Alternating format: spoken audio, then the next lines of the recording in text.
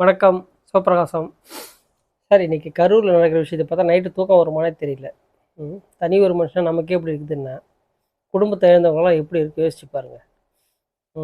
மக்கள் எப்படி தான் திருந்த போகிறாங்கன்னே தெரியல. தனி ஒரு மனுஷன் நம்மள மாதிரி அவனும் ஒரு மனுஷன் தானேன்னு மக்கள் புரிஞ்சிக்காம, அரசியல் வேறு சினிமா வேறன்னு தெரியாமல் மக்கள் இன்னும் இப்படியே பைத்தியக்காரத்தனமாக எப்படி இன்னும் எவ்வளோ நாளைக்கு இருக்க போகிறாங்கன்னு தெரியல. விஜய், நீங்கள் உங்கள் ஒரு ஆளுக்கு எவ்வளோ பாதுகாப்பு, எவ்வளோ இது பண்ணுறீங்க. நீங்கள் கார் மேலே பஸ் மேலே ஏறினா அத்தனை பேர் உங்களை சுற்றி நிற்கிறாங்க.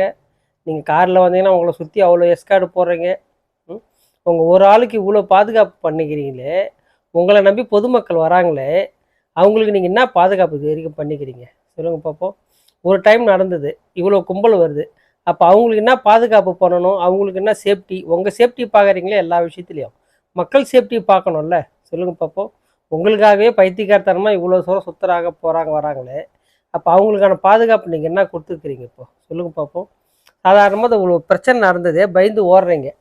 உங்களுக்கு ஃபீல்டில் நின்று உங்களுக்கு பேசுறதுக்கு பயப்படுறீங்க. இப்போ நைட்டு போய் என்ன பண்ணுவீங்க, ஃபேஸ்புக் லைவில் வருவீங்க.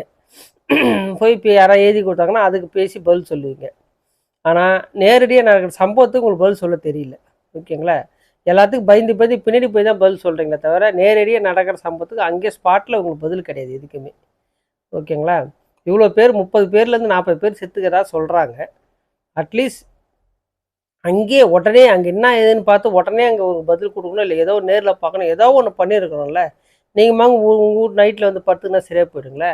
இப்போ போயிட்டு நைட்டு ஃபேஸ்புக் லைவில் வருவீங்க. உங்களுக்கு தெரிஞ்சதெல்லாம் அதுதான். மக்கள் எவ்வளோ பைத்தியக்காரத்தனமாக உங்கள் மேலே இருக்கிறாங்கன்றதுக்கு இதெல்லாம் ஒரு இது. நீங்கள் எவ்வளோ அவங்களுக்கு நம்பிக்கையாக இருக்கிறீங்கன்றது உங்களுக்கு அரசியல் கற்றுக்குட்டின்றது நல்லா காட்டுறீங்க. நன்றி, வணக்கம்.